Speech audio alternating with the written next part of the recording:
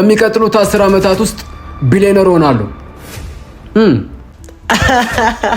ሰን ወይ ታስቀኛለህ ወይ ታሳዝነኛለህ።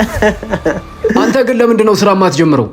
አንተ ደግሞ ዝም ብለህ አጨቅጭቀኝ። ምን ልስራ ንገረኝ እስኪ። ህልም የለህም?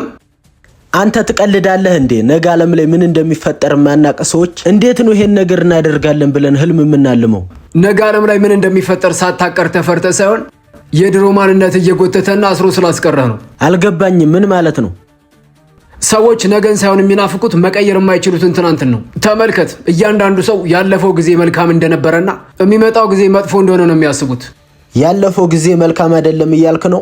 ለነገ ተስፋ የማይሰጥ ያለፈ መልካምነት ምን ይሰራልሃል? ያለፈው ጊዜ መልካም ከነበረ የነገ ተስፈኛና ነገን የሚናፍቅ ሰው መሆን ነበረብህ። አንተ ነገ ጥሩ ይሆናል ብለህ ታስባለህ? ነገ በራሱ መጥፎም ጥሩም አይደለም።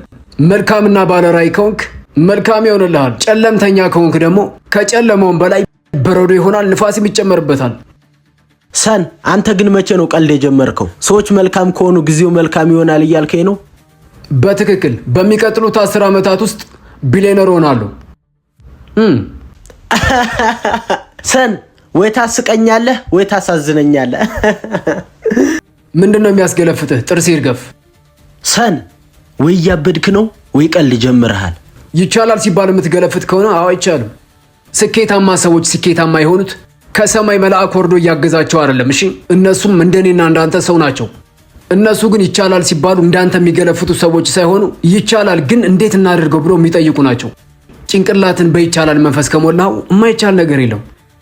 ሰን በቃ እብደቱ ሲለቅህ ደውልልኝ። እኔ እብደቱ ሲለቀኝ ሳይሆን አንተ ስትነቃ ወደ እኔ ትመጣለህ።